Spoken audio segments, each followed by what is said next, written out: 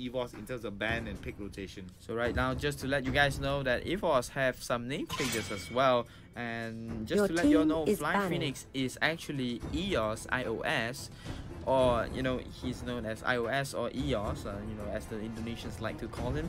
And Bas Bucin is actually Aura, which is a really amazing player for EVOS. And right now, RRQ banning out the Hellcat for themselves, along with the Grog ban, following up by EVOS right here. Let's see whether RRQ wants to pick Hayabusa for themselves right here. Oh, banning out the Martis. This could be real right here, but is banning. Let's see what EVOS will be banning right here. Oh, takes out the Selena, leaves out the Hayabusa, the existence of Selena. Hayabusa will definitely either be picked out here or be instantly locked in. I mean, right come on. Is there even no discussion for that? I don't think so. No discussions needed. I do like the fact that EVOS as well is going to be looking into picking up the Cho and the Jawhead. I think Cho and Jawhead definitely have a lot of how to say, a lot of very good synergy with one another. Crowd control as well. So much stun, so much throwing around, kicking around. I mean, we saw how effective it was in the previous game. So we do see that Cho will definitely always enjoy a very decent amount of play, mainly because of just how effective he is at locking people down. That's right. And it seems that EVOS might be actually going for a triple lockdown special here. Triple lockdown special. I mean, come on, man. You order a burger, right? You order a burger, you want it special, and you want extra cheese. So this is that extra cheese right there. Right. It's going to be 3 lockdowns. So let's talk a little bit about damage, right? So tankiness might lack a little bit for the side of EVOS. Wow. It's a glass cannon kind of team composition. They want to go all ham yet again. I think it could be very good for EVOS. Yes. But the problem is, if the team fights are prolonged and they get into team fights where they don't have a tank to actually soak up so much of the initial damage, then they could actually be putting a lot of their eggs into one basket, and it could be problems for them. That is, I mean, what the thought process is right now, that they've won first game and they've won through pure aggression, and right now they're just doubling down on that, wanting to, you know, anger RRQ right now. You know, they're so ticked off by that game right here. RRQ, you know, being the #1 spot right here, fighting against EVOS. Can they come back from this? And let's watch right now RRQ versus EVOS. And right now this game is brought to you by C Gamer Mall. C Gamer Mall, if you want to get amazing deals on diamonds for Mobile Legends, I just got mine. If you guys want that, go ahead and download the app, check out the website, and there you go. Remember to download it right now. RRQ versus EVOS. Oh, 30 seconds in. People are going to go for the buffs right here. Hangry Bird and I Am Jago going for the mid lane clear. What's going on right here? Marsha just walking around trying to bait that Akai, but there's no backup for herself. Too deep on the bottom side. Ooh, burst the Cho. Cho is really low right here. 50% health already. Goes back to his to his lane. And right now we're looking at Akai on the top side, soloing against Marsha. It's quite weird of a matchup right here. Lancelot on the top side of the map will be coming to help Akai right here. And on the bottom side, oh, Lancelot going a little bit aggressive, going on to the Saber. 1000 bounders in. Jawhead throws him on. This is going to be bad. What's going on? I mean, it's really interesting here coming in for the side of EVOS. I think there might have been a little bit of a miscommunication, or maybe they didn't do something right here. So I don't know about you guys. Ooh. So we do see Bas Bucin now. Oh, just a little bit comes out from the shadows here. Purple could be another big one here. There goes the flicker. Emperor gets caught. First blood right there for RRQ, going too aggressive right there. Just no limit on there. Natalia gets caught and dies, you know, almost 2 minutes in. Hangry Bird rotating into the bot side, wanting to get the Hermit Crab for himself right there. Hangry Bird will be indeed getting the Hermit Crab safely for himself. Turtle will spawn after they take the turret right here. So it's really great timing for RRQ. Lancelot jumping away. I'm Jago from that Gusion right there. Hangry Bird is there to back him up. Two really great assassins. Jawhead did slain the Vexana right there. 3-1. RRQ leading the game already, coming back from their loss in the first game. You know, they're having, although they lost first game, they're still coming back headstrong right here, going for the turtle already. Does not want to give the advantage. No chance at all. Oh! Just no limit with a steal! My goodness, what was that? RRQ miscalculating that. RRQ definitely getting punished here, and we do see that the lack. Oh wow, that was a nice little ejector there. And like I said beforehand, the lack of tanks for the side of EVOS is definitely punishing them. And we do see RRQ taking advantage of the situations here. And man, oh man, wasn't that a very, very big, nice little steal there for the side of for the side of RRQ. Excuse me, for the side of EVOS. Excuse me. Ooh, so much damage right here. Vexana taking out the Jawhead. Jawhead not died. Did not even know what happened right there. But Natalia is here to avenge them right here. Vexana might need to be careful. Purple just spots him out with a little exclamation mark. Just go for the Toto right there. Gets kicked by the Cho though. Will be surrounded by the Cho. Oh, right here. But they Vexana does have another teammate. It is Cho himself right there. But Gusion takes out the Bane and will be going for the Vexana right here. Vexana has no chance of survival. Gonna go get taken down. Bus Buchin now is gonna get taken down as well. Fly Phoenix is gonna get taken down with a Torn Rose. No, excuse me, it's gonna be the Kai that takes him down. Liam gets the kill credit here. So we do see that the game for this for this match, this particular match between RRQ and EVOS, this particular game, it doesn't look really good for any of them here, considering that RRQ is already starting the game with 6 kills in their pocket already, whereas EVOS only has 3. So I do like to think that RRQ has made some necessary adjustments here, but do you feel that it's mainly because of how squishy the team composition is? Oh, Hayabusa! Wow, Hayabusa goes for it, but it's not going to be enough here. EVOS now going to go for another kill here, but just no limit might actually get taken down. That was a nice oh wow, look at that. They use so much of that nice little ejector, and wow, manages to escape. Just no limit.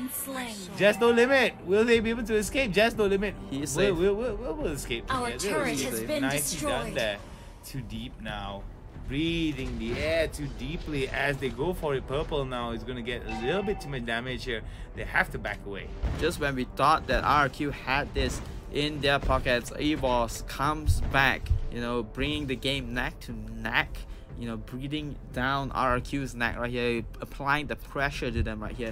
We might have no tanks right here, but we are aggressive and we are strong. Just no limit did not even go down, where Akai tried to go onto him, and Jawhead just helping him out of that situation. Bass Machine right here on the Cho, going a little bit deep, trying to find a too deep hero right here. Now let's take a look at items just real quick here. We just saw some of the items, and we did see some defensive items being built up. And I felt, but before we talk a little bit about items here, Bucci now goes for it. There goes for the kick, guys. Lee Dunn on to Purple. Purple's gonna get taken down. That Spiat is gonna get him down, but Bucci suddenly comes out from nowhere, and Marshall might actually get taken out. Thorn Rose for the execute here, and there they go. That Wiggy shadow kill will be able to lock them down. 3-4-0 exchange, 3-4-1 exchange in favor of RRQ. Looking to maintain this dominance here, and look at that. Liam now goes up with the belly flop and didn't spin in time though. But I am Jago now. I am Jago goes for it. Oh, get snapped, get popped, and just like a pimple. Oh, Emperor comes in for a killing spree. That was a good revenge kill right there by Emperor for EVOS. And they could have taken the turtle right there, RRQ, but instead they go all aggressive against EVOS. That they could have made a better play, because they were in a good position to take turtle, but since the time has passed, the timing has passed right here. Cho getting caught right there. Oh, gets the hurricane dance right there, locked down, but Cho walks away. There was no backup. No, there was no enough backup by RRQ right there. Purple trying to go onto the top lane, will be clearing the wave for themselves. After they clear the wave, they will have an advantage position to take Lord right there. And EVOS trying to defend top lane right here. Gusion and Cho getting caught right here. My god, get popped. And purple will be taking the top lane tower for RRQ. Ejector tries to come in. Marsha, mega kill on that Gusion. Look at that damage onto Just No Limit. The Too Deep now will be able to get hit down. The spin is good. Oh, Too Deep! What? Oh that double kill! What? Really Too Deep amazing walks stuff. away with a sliver of health and a double kill. My god, Too Deep of a dive right there by EVOS gets the damage from the Vexana. It's a really nice lockdown by the Akai right there. Angry Bird goes down. And Cho just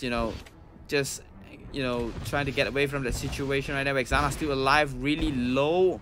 But Lancelot just, everybody just focusing on the turret, and EVOS just really afraid to engage because there's no tank right here. I mean, I think this was the reason why you have to basically give a proper identity to your team composition, because when you don't give look at that amount of damage, you just no limit.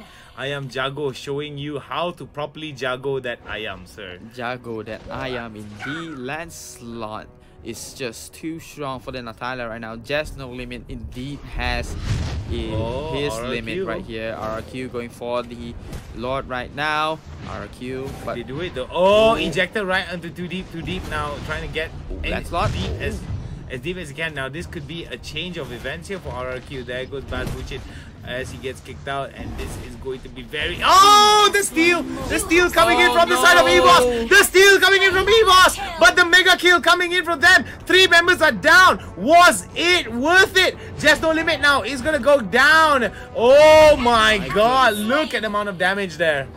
Wow, the steal is great for EVOS right here. 9 minutes in, RRQ does dominate the game right here, but the steal will change the game for EVOS though. They're still trying to run away from RRQ as they clear the lot for themselves. There's no members alive, only Cho is there. And you know what, RRQ, you took EVOS, you took our Lord, and we will try to end the game for ourselves right here, but the counterplay is here. EVOS trying to come back for themselves right here. They are really behind, 9 kills behind, 31,000 gold to 24,000 gold. RRQ, wow, getting that Lord stolen from them. EVOS really making an impact against RRQ. Alright, so we do see that for the side of RRQ, there might be a little bit of problems here. There might be a little bit of problems for the side of EVOS here, as they are feeling the pressure slowly grip away and choke on them as they see RRQ actually build up this pressure.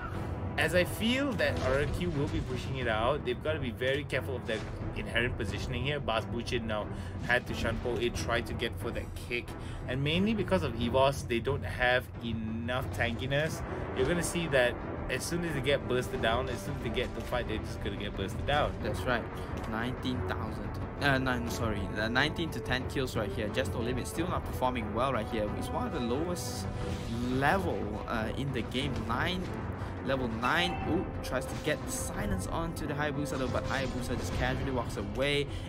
Just No Limit does have a lot to catch up right here, but Bane going so... an unstoppable there, coming in from the side of Too Deep. There goes the ejector onto Too Deep. Too Deep is in the middle of everything though, but Liam will be able to take it. But look at the double kill going over to Liam. Hey, look at double kill going over to members of RRQ. Nicely done there. Emperor gets taken down. That is a total wipeout of EVOS. Wow, Too Deep was really too deep, but however, that will be it. RRQ versus EVOS. RRQ coming back after the loss to EVOS right there. EVOS making a mistake with the draft, having no tanks for themselves, drawing the game. I think it goes without saying that when you pick a composition that I think is a little bit off the wall, and you're not able to communicate with your team properly, and you don't properly identify what needs to be done as a team, you're going to falter. You're definitely going to falter, because even though some of these damage numbers are good, even though that in theory it's great, you have 5 assassins, you have people who are basically doing so much damage in one little team fight here. And I feel like that is going to be a very not to say anticlimactic, anti-conducive of how you want to actually build up your team properly. It's better to have a team that is spread out, that covers a lot of angles differently. Agree.